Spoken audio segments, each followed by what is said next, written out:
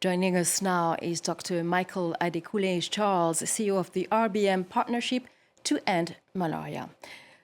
Dr. Charles, welcome to our program. So the first question, so where does Africa stand right now in a fight against malaria?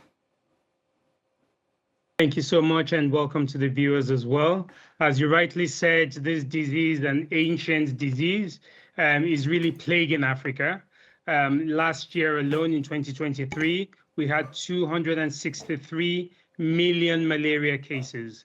94% of the cases are unfortunately on the African continent.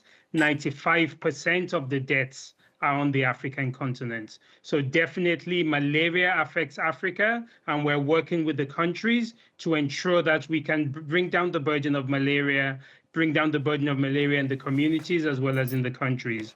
Now we've gotten to a stage where we've said we've reached the perfect storm, because the longer we wait in the fight against malaria, the harder it becomes, because of conflicts, because of flooding, because of climate change, because of funding issues. So we really need to come together as a community, as the whole globe, to see how we can really bring down the burden of malaria. So, Dr. Charles, what about the vaccination? The malaria vaccine rolled out made headlines. So how significant was that? Was that a game changer? Indeed, the malaria vaccine did really make significant strides in the fight against malaria. We have various tools. We have bed nets, we have indoor residual spraying, but we don't only have one vaccine that came out in 2023, but we have two vaccines, one in 2023, one in 2024. So this really is another tool within the toolbox.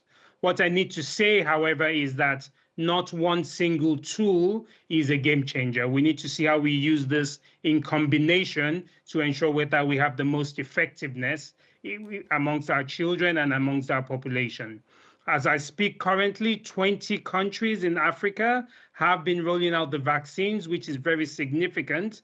And by the end of this year alone, we'll have about 4 million children vaccinated with malaria. And we're seeing that with the vaccines, we're able to reduce the incidence of malaria. We're able to reduce the incidence of severe malaria in the children, meaning we're able also to reduce the deaths that will occur from malaria. So not everyone has access to these vaccines. So what other strategies or tools, we're talking about tools, are showing promises in malaria prevention?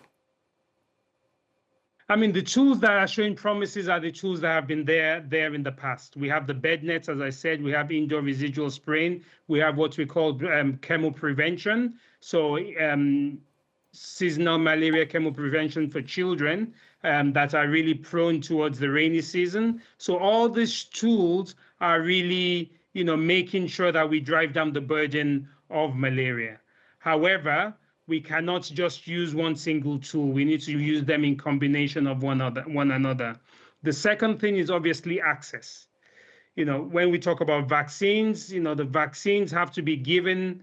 4 doses has to be given for a child to say that he or she's vaccinated. We know the complexities around access. We know the complexities within the rural communities. So again, really finding a way where we can ensure that access to these tools is really first and foremost a priority, so that we can ensure that children are able to stay protected. Thank you very much, Dr. Michael Adekunle Charles, CEO of the RBM Partnership to End Malaria. Thank you very much.